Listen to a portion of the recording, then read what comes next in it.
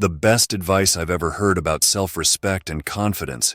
If you've ever felt overlooked, undervalued, or like you're constantly bending over backward to please others, you're not alone. We've all been there. But here's the thing. Confidence isn't just about what you say or do. It's about how you carry yourself, the energy you put out, and the boundaries you set to protect your peace. In this video, we're diving into the game-changing mindset shifts that can transform how you navigate disrespect, protect your peace, and attract the respect and energy you deserve. If you're ready to reclaim your power and walk into every room with unshakable confidence, keep watching. This might just change the way you see yourself and the way the world sees you. Number 1. The power of mental and physical posture.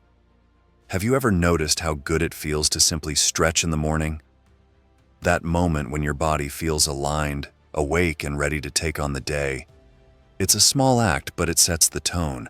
Now think back to a time you walked into a room full of people you didn't know, a job interview, a first date, maybe even a party where you didn't know the host well. How did you hold yourself? Shoulders slightly hunched, eyes darting around the room?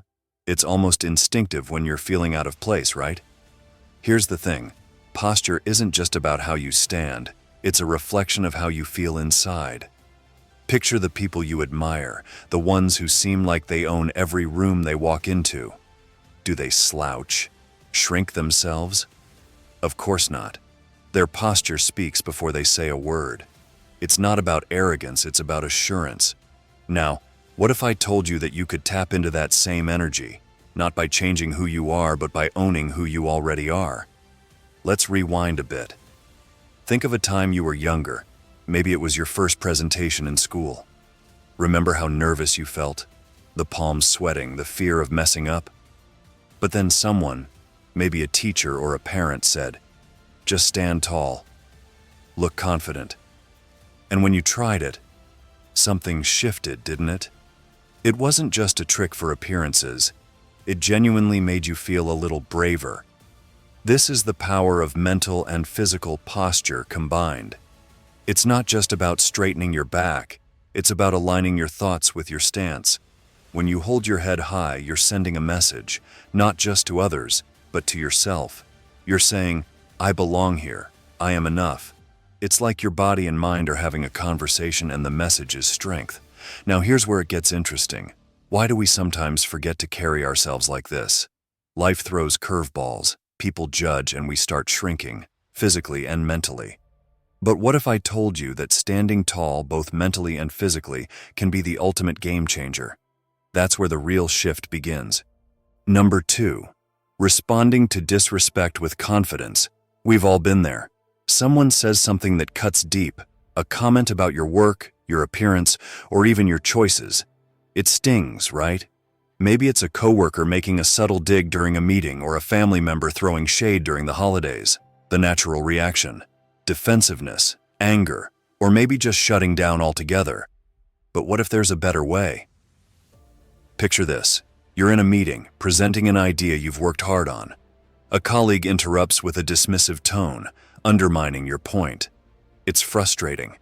You feel the heat rising in your chest, the words forming in your mind to snap back. But instead, you take a deep breath, square your shoulders, and meet their gaze. You don't flinch, you don't react. Your silence says it all. "I see you, but I'm above this." It's not just about ignoring disrespect, it's about mastering the art of not letting it touch you. Think back to a time when someone's comment really got under your skin. Maybe you replayed it in your mind for days, wishing you'd said something clever or cutting. But did it ever actually help? Probably not. Here's the truth. People who dish out disrespect are often projecting their own insecurities. They want to rattle you, make you question yourself. And the moment you react, you hand them power. But when you choose not to engage, when you hold your head high and keep your cool, you're sending a different message. Your words don't define me. Now think about the people who seem unshakable. They don't snap back or get defensive. They respond with grace, or sometimes they don't respond at all. It's not weakness, it's strength. It's the kind of strength that says, "I know my worth and I don't need your validation." Imagine how freeing that would feel. Imagine walking away from a disrespectful encounter without carrying the weight of it. It's not easy. but it's possible. Curious about how this works in real life? It starts with small moments, choosing not to react to the rude cashier, the impatient driver, or even that passive-aggressive comment from a friend. Instead, you take a breath, remind yourself of your value, and keep your head high.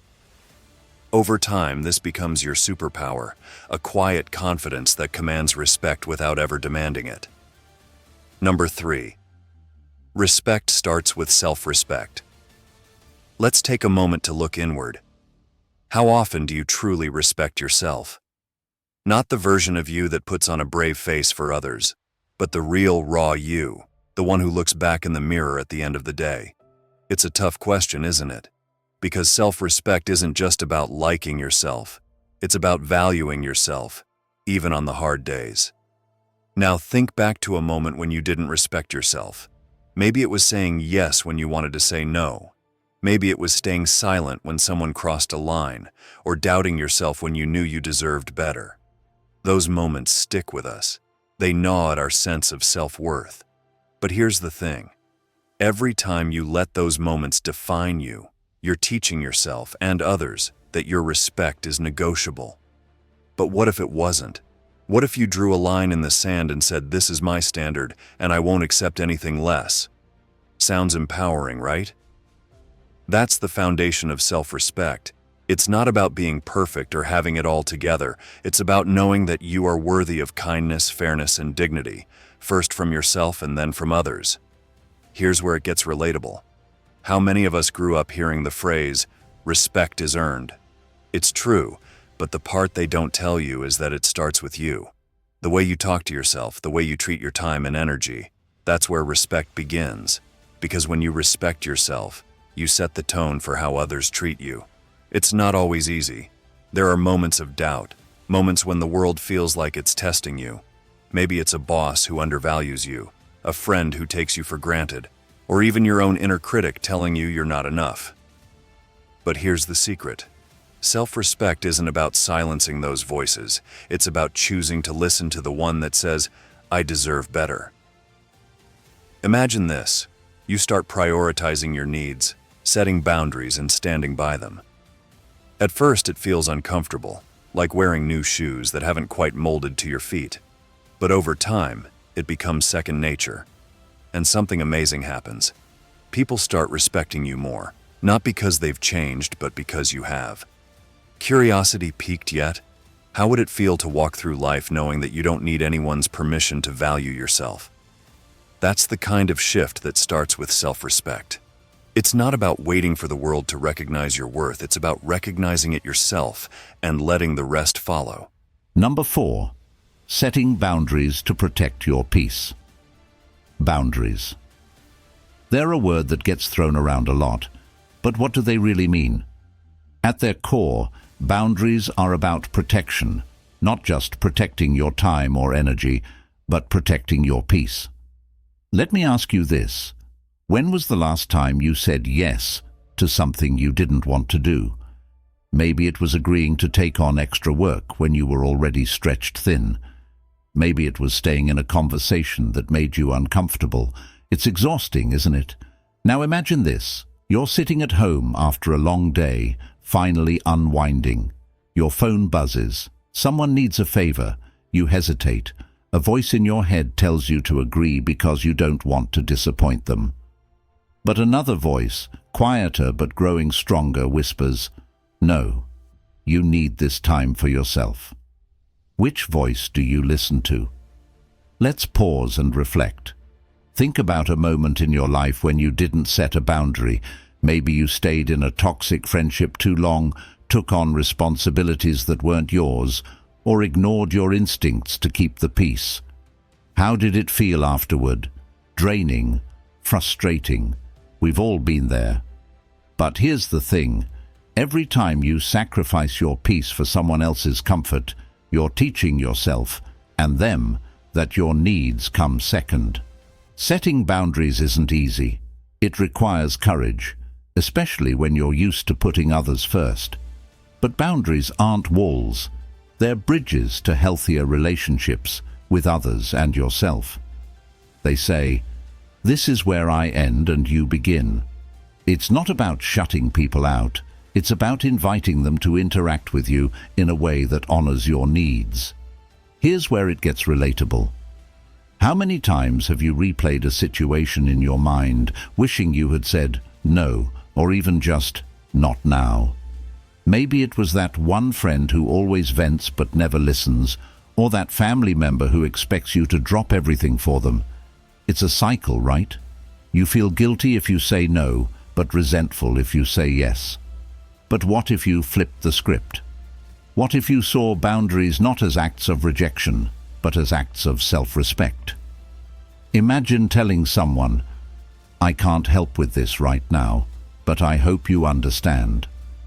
At first, it might feel awkward or even scary, but with time, you'll notice something incredible. The more you honor your boundaries, the more others start to respect them too. Here's a curious thought. What would happen if you made protecting your peace a priority? What would your life look like if you stopped apologizing for needing space, time, or energy for yourself? Boundaries don't push people away. They draw the right ones closer, the ones who respect you for standing tall, not shrinking to fit into their expectations.